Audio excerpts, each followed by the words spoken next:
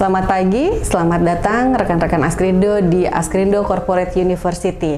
Saya Audi, kali ini akan menyampaikan mengenai modul marketing untuk asuransi kredit. Jadi apa itu asuransi kredit? Di dalam modul ini kita akan belajar mengenai asuransi kredit, tapi tentu dimulai dengan kredit itu sendiri, prinsip-prinsip kredit. Kemudian yang kedua kita mulai dengan prinsip asuransi apa saja.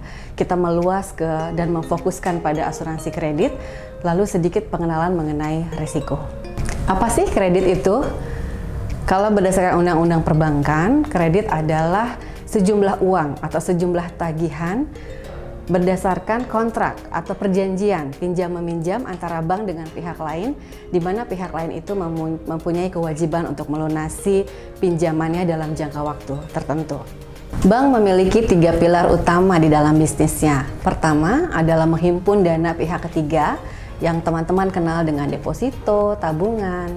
Kemudian juga fungsinya menjadi intermediasi atau mendukung dunia usaha, yaitu adanya transaction yang kita ketahui dengan penerbitan SKBDN, surat kredit berdokumen dalam negeri, penerbitan letter of credit, maupun pembiayaan-pembiayaan untuk tagihan ekspor. Ini yang kita sebut dengan perolehan transaction atau fee base.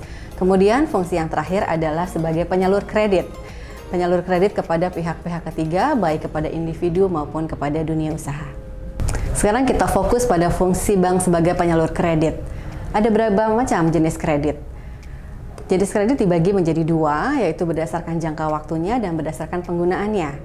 Berdasarkan jangka waktu yang pendek sampai dengan 1 tahun, ada juga yang sampai 3 tahun atau 5 tahun, dan ada yang lebih dari 5 tahun. Sedangkan berdasarkan penggunaannya, maka ada yang disebut dengan kredit modal kerja. Kredit modal kerja ini diperuntukkan kepada dunia usaha untuk melakukan ekspansi usahanya, untuk membeli bahan baku atau untuk kebutuhan produksi sehari-hari. Sedangkan kredit investasi ini adalah kebutuhan dunia usaha untuk membeli barang-barang modal, misalnya mesin, kemudian untuk ekspansi pabrik. Nah, ini dikategorikan sebagai kredit produktif. Demikian pula tadi kredit modal kerja, dia dikategorikan sebagai kredit produktif. Lalu ada lagi kredit yang untuk individu atau kita kenal dengan kredit konsumtif.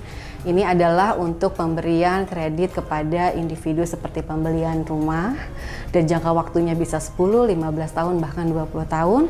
Juga untuk keperluan individu pada umumnya atau kita sebut dengan asuransi kredit serbaguna. Apakah bank memiliki risiko dalam penyaluran kredit?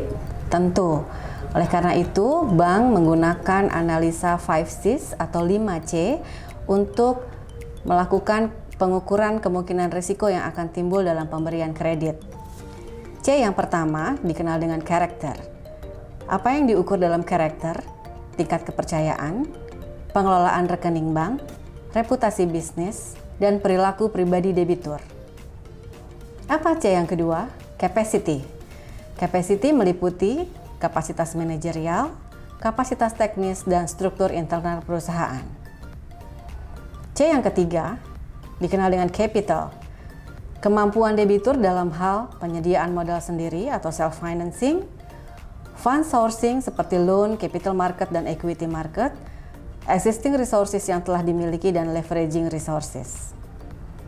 Condition, posisi pasar, strategi dan ketergantungan pasar, lokasi usaha, perkembangan pasar, dan situasi persaingan. C yang terakhir atau dikenal dengan collateral adalah second way out. Yang diukur adalah coverage dari agunannya dan marketabilitas agunan. Lalu bagaimana bank memberikan kredit? Tentu ada alur proses kredit. Antara kredit kecil, menengah, dan kredit korporasi tentu memiliki ketentuan, prosedur, dan alur yang berbeda. Tetapi secara umum, secara prinsip dia sama. Jadi selalu dimulai dari RM atau Relations Manager untuk mencari targeting customer-nya, melakukan collecting data, melakukan on the spot survey jika diperlukan, dan mengumpulkan semua informasi yang diperlukan dalam analisa kredit. Setelah semua data terkumpul, maka RM akan datang kepada prakomite, yaitu sebelum terjadinya komite. Biasanya prakomite terdiri dari para analis. Di sini RM akan menyampaikan resiko dan 5C yang telah disiapkan sebelumnya. Kemudian masuk ke komite yang terdiri dari berbagai pejabat dengan level kewenangannya. Kemudian setelah diputuskan akan dilakukan syarat-syarat kredit yang harus dipenuhi oleh debitur, dan RM wajib untuk memenuhi semua persyaratan kredit yang ditetapkan oleh komite. Apa sih isi putusan kredit komite? Pertama adalah identitas dari pemohon kredit. Kedua, jumlah kredit dan exposure kredit di bank itu dan di bank lainnya. Ketiga, keperluannya, jenis kredit dan jangka waktu kredit, suku bunga, profesi dan denda, agunan dan pengikatan agunannya, serta asuransi dan biaya asuransi. Ada juga afirmatif dan negatif covenants, serta ketentuan dan syarat kredit lainnya. Asuransi menurut Undang-Undang Nomor 40 Tahun 2014 adalah perjanjian antara pemegang polis dengan perusahaan asuransi, di mana perusahaan asuransi berhak menerima sejumlah premi untuk pada saat terjadinya resiko, maka perusahaan asuransi harus memberikan ganti rugi atas resiko-resiko, kemungkinan kehilangan, kerusakan, tanggung jawab hukum, tanggung jawab kepada pihak ketiga maupun karena pemegang polis meninggal dunia. Atau secara singkat, asuransi adalah proses pengalihan risiko dari tertanggung atau pemegang polis kepada penanggung. Menurut Undang-Undang Nomor 40 Tahun 2014 yang sebelumnya adalah Undang-Undang Nomor 2 Tahun 1992, ruang lingkup dari usaha perasuransian adalah pertama perusahaan perasuransian dan yang kedua adalah profesi penyedia jasa asuransi. Yang pertama, perusahaan perasuransian ini terdiri dari perusahaan asuransi, perusahaan asuransi syariah, perusahaan reasuransi dan reasuransi syariah, perusahaan pialang asuransi, perusahaan pialang reasuransi, dan perusahaan penilai kerugian asuransi. Sedangkan profesi penunjangnya ada konsultan aktuari, ada akuntan publik, ada penilai, dan profesi lain yang disetujui oleh OJK. 6 prinsip asuransi. Yang pertama adalah utmost good faith. Jadi pihak-pihak yang berasuransi, terutama pihak pemegang polis, calon pemegang polis harus memiliki etiket yang baik kepada perusahaan asuransi. Demikian pula sebaliknya, perusahaan asuransi harus memiliki etiket yang baik kepada pemegang polis. Contohnya, kalau kita sebagai pemegang polis ingin mengasuransikan rumah atau kendaraan atau kredit, harus disampaikan apakah pernah kolektibilitas 2 di perbankan macet, atau kita pernah melakukan kegiatan yang pernah gagal usahanya dan seterusnya. Demikian juga oleh perusahaan asuransi, dia harus menyampaikan isi polis, syarat dan ketentuannya secara umum dan utuh kepada pemegang polis. Prinsip yang kedua adalah insurable interest. Apa maksudnya insurable interest? Adalah kepentingan pemegang polis kepada objek pertanggungan yang akan diasuransikan. Jika dia bank, pemegang polisnya adalah bank, maka bank mempunyai kepentingan terhadap kredit yang disalurkan. Prinsip yang berikutnya adalah proximate cause atau penyebab yang aktif dan efisien menimbulkan suatu kerugian. Misalkan, di dalam polis asuransi kredit disebutkan bahwa asuransi tidak menanggung terjadinya kredit macet karena kesalahan atau side streaming, kesalahan penggunaan dana dari kredit.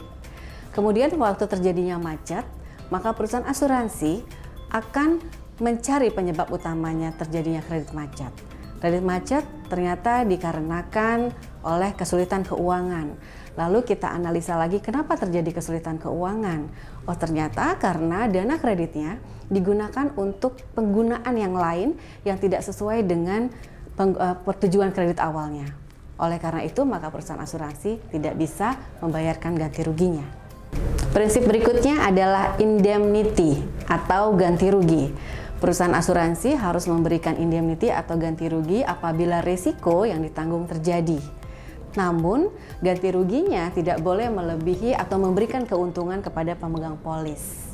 Contoh, ketika kreditnya macet, maka yang kita ganti adalah 70% dari nilai kredit yang macet, bukan dari keseluruhan nilai kredit. Subrogasi adalah pengalihan hak dari perusahaan yang telah ditunjuk kepada perusahaan asuransi. Contohnya dalam hal perusahaan asuransi sudah memberi ganti rugi kepada pihak perbankan, maka pada saat itu bank telah mengalihkan hak tagih kepada debiturnya kepada asuransi. Prinsip yang terakhir adalah contribution. Contribution maksudnya adalah penanggung atau perusahaan asuransi bisa mengajak perusahaan asuransi untuk menanggung risiko dengan debitur atau nasabah yang sama. Tetapi bisa saja tanggungan risiko atau nanti kewajiban membayar klaimnya tidak sama, tergantung kesepakatan para perusahaan asuransi yang menanggung. Tentu saja perusahaan asuransi harus sehat. Ketentuan apa sih mengkategorikan asuransi adalah asuransi yang sehat? Pertama, perusahaan asuransi memiliki tingkat solvabilitas minimum 120%. Yang kedua, ekuitas minimum yang dimiliki oleh perusahaan asuransi adalah 100 miliar. Yang ketiga, cadangan. Cadangan terdiri dari cadangan teknis. Ini harus mencukupi perhitungan cadangan teknisnya terhadap kewajiban asuransi sampai masa berakhirnya pertanggungan. Kemudian, reasuransi. Perusahaan asuransi harus mentransfer risikonya juga kepada perusahaan reasuransi. Kita sebut dengan proses retrosesi. Perusahaan reasuransi yang bonafit adalah perusahaan reasuransi yang juga memiliki kemampuan untuk mengembalikan atau membayar sejumlah klaim. Dan yang terakhir adalah dana jaminan. Perusahaan asuransi harus memiliki 20% dana jaminan dari ekuitasnya. Oleh karena itu, para pemasar asuransi sebaiknya menyampaikan kriteria kategori sehat ini kepada pemegang polis, terutama mitra bank. Askrindo cukup memiliki variasi produk yang banyak. Core kita ada di asuransi kredit dan surutisip. Surutisip kita memiliki ada kontra bank garansi, ada kontra LC, dan ada surety bond, custom bond. Kemudian kita juga memiliki asuransi umum dan juga kita memiliki penjaminan KUR dan PEN. Oke, setelah kita mempelajari mengenai perkreditan dan juga tentang prinsip-prinsip asuransi, sekarang kita fokus ke asuransi kredit. Apa itu asuransi kredit? Jadi sesuai dengan ketentuan PMK nomor 124 tahun 2008 yang disebut dengan asuransi kredit adalah jaminan untuk menjamin pemenuhan kewajiban finansial penerima kredit apabila penerima kredit tidak sanggup melunasi pembayaran atau kewajiban kreditnya terhadap pemberi kredit. Kalau kata lainnya adalah kita menjamin atau asuransi kredit menjamin apabila bank tidak dapat menerima pelunasan kredit dari debiturnya. Apa sih manfaat asuransi kredit? Untuk perbankan, asuransi kredit dirasakan manfaatnya adalah satu, untuk menurunkan ATMR, yaitu aktiva tertimbang menurut resiko. Jadi ada SEOJK nomor 42 tahun 2016 yang menyatakan bahwa kredit UMKM itu akan diberi bobot ATMR sebesar 85%. Tetapi jika kredit UMKM tersebut dijamin oleh perusahaan asuransi BUMN atau perusahaan rating yang triple B sampai dengan A, maka dia akan diberi bobot 20% ATMR-nya. Yang kedua adalah untuk menurunkan tingkat kemacetan atau non-performing loan. Karena asuransi kredit ini mengcover kerugian pada saat kolektibilitas kredit menjadi 4 dan 5, maka bank dapat mengajukan klaimnya kepada asuransi. Dan yang ketiga adalah dalam hal peningkatan volume kredit.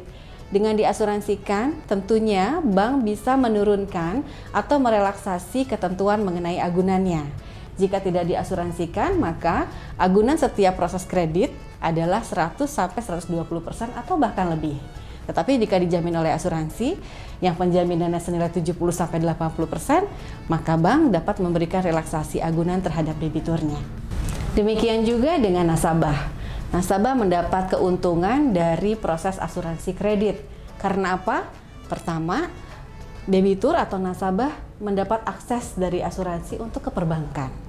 Yang kedua, debitur dapat mengurangi kolateralnya dalam mendapatkan kredit dari perbankan, sehingga kolateralnya atau aset yang dimilikinya atau uang cash yang dimilikinya tidak digunakan untuk syarat kredit, tetapi bisa digunakan untuk ekspansi usahanya atau kebutuhan produksinya sehari-hari. Yang ketiga tentu saja meringankan debitur dalam akses kepada ekspansi usahanya. Demikian juga untuk nasabah dan debitur. Dengan adanya asuransi kredit, tentu saja debitur menjadi lebih ringan dalam hal penyediaan agunan. Tidak perlu 100% atau 120%, tetapi hanya bisa 30-70%, sehingga aset atau cash yang dimiliki oleh debitur bisa digunakan untuk keperluan produksi lainnya.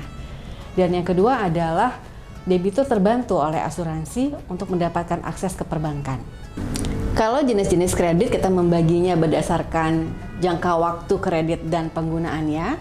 Kalau produk asuransi kredit di Askrindo kita membaginya menjadi dua, yaitu asuransi kredit kecil dan asuransi kredit komersial.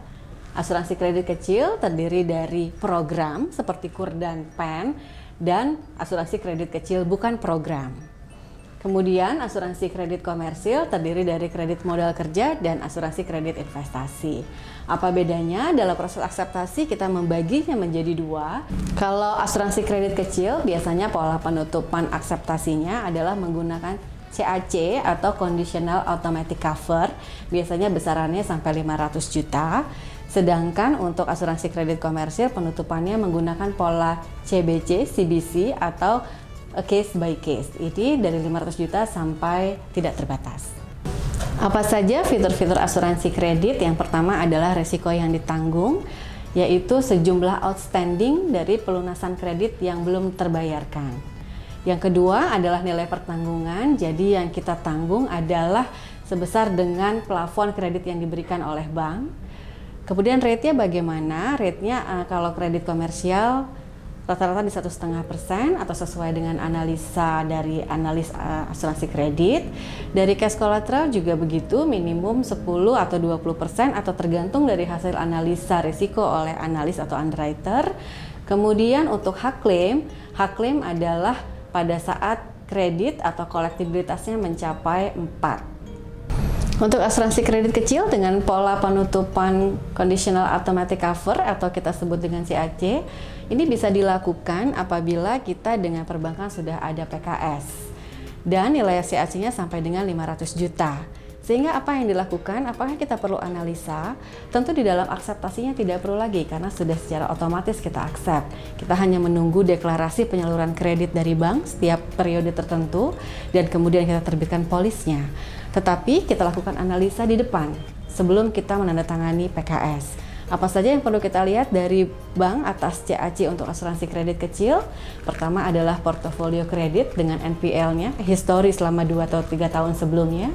Kemudian melihat risk acceptance dari bank atas asuransi kecil tersebut dan tujuan atau target market dari bank untuk menyalurkan kredit kecilnya. Lalu bagaimana penutupan dengan CBC atau case by case, yaitu asuransi kredit komersial. Ini dilakukan analisa per pengajuan atau per akseptasi. Jadi analis kredit atau underwriter akan melakukan analisa risiko, kemudian menetapkan terms and condition, dan kemudian menerbitkan nota penawaran kepada bank. Dalam hal bank setuju atas nota penawaran atau terms and condition yang disampaikan oleh underwriter, maka akan terjadi deal atau kita menerbitkan polis. Penutupan CAC atau Conditional Automatic Cover sampai dengan 500 juta hanya bisa dilakukan apabila Askrindo sudah memiliki PKS atau perjanjian kerjasama dengan perbankan. Jadi mekanisme penutupannya, perbankan hanya akan menyampaikan deklarasi penyaluran kreditnya dalam periode tertentu kepada Askrindo, lalu Askrindo melakukan verifikasi data dan menerbitkan polis. Lalu bagaimana proses analisanya? Apakah tidak perlu dianalisa? Pada saat akseptasi tentu tidak. Tetapi pada saat sebelum penandatanganan PKS, kita sudah melakukan analisa. Apa yang dilakukan? Kita mengetahui NPL atau histori NPL bank tersebut untuk produk itu selama 2 atau 3 tahun sebelumnya. Kemudian risk acceptance kriteria bank terhadap produk yang disalurkan. Dan yang ketiga adalah target market atau tujuan kredit itu sendiri. Semua bisnis mengandung resiko, termasuk perusahaan asuransi. Bagaimana mengelola risiko asuransi? Ayo kita ikuti berikut ini. Risiko adalah suatu kejadian yang mungkin terjadi dan bisa mengakibatkan tidak tercapainya tujuan perusahaan seperti yang direncanakan. Jadi perlu ada manajemen risiko. Apa sih manajemen risiko? Manajemen risiko adalah suatu proses yang digunakan oleh perusahaan dalam mengidentifikasi, mengukur, memetakan, dan meminimalkan pengaruh yang merugikan dari suatu risiko secara terintegrasi. Dengan apa? Dengan memantau, mengevaluasi, melakukan tanggap risiko atau mitigasi pengalihan dan risk retention, menerapkan metode pengendalian risiko, dan mengkomunikasikan hasil evaluasi dan monitoring risiko. Siapa penanggung jawab manajemen risiko? Penanggung jawab itu kita bisa sebut dengan risk owner atau penanggung jawab risiko. Di dalam teori manajemen risiko ada 3 lines of defense. First line of defense-nya adalah unit bisnis yang secara langsung mengidentifikasi dan mengelola risiko dalam proses bisnis atau decision making. Disebut dengan first line of defense risk owner. Siapa saja risk owner-nya? Tentu yang terkait dengan revenue generation. Kemudian operational support dan technology services. Siapa sih orang-orangnya atau fungsinya? Ya seperti kita, tim pemasaran. Sebelumnya kita melakukan line of defense dengan cara melakukan pendekatan kepada market yang sudah menjadi target marketnya. Kemudian kedua melakukan pre-analisa risikonya. Dan yang ketiga melakukan keputusan akseptasi. Kemudian ada the second line of defense atau independent risk management. Adalah unit yang mengukur, memantau, dan mengendalikan risiko secara agregat, serta mengembangkan metodologi dan kebijakan. Siapa saja mereka? Mereka adalah fungsi dari risk management, fungsi dari compliance, fungsi dari finance, dan strategi atau bahkan human capital. Dan yang terakhir kita sebut dengan third line of defense atau independent assurance. Ini adalah unit yang memastikan risk governance dan pengendalian risiko diterapkan secara efektif. Tentunya ini maksudnya adalah post activity. Siapa fungsinya? Dia adalah internal audit. Kalau mau dianalogikan manajemen risiko dalam perusahaan dengan kendaraan modern, memiliki fitur dan perangkat yang dapat memaksimalkan tenaga dan efisiensi, sekaligus mengendalikan segala kemungkinan risiko, bisa kita lihat satu persatu nih panelnya. Pertama dari speedometer, ini bisa mengukur pertumbuhan bisnis. Apakah pertumbuhan bisnis kita di average industry, di above industry, atau di bawahnya. Kemudian bensin, indikator bensin menunjukkan kemampuan atau kecukupan modal kita. Personnel, pengaturan pertumbuhan bisnis dalam situasi COVID, apakah kita mau agresif pertumbuhannya atau seperti rata-rata industri. Kemudian ada lagi audio video GPS, kecukupan sarana pendukung. Ada lagi indikator atau panel temperatur, ini menunjukkan mungkin loss ratio di salah satu produk kita atau loss ratio secara keseluruhan atau bahkan non-performing loan dari mitra perbankan. Kemudian ada lagi steering wheels, ini menunjukkan arah bisnis atau segmentasi market kita kemana. Dan yang terakhir adalah RPM atau perputaran bisnis kita.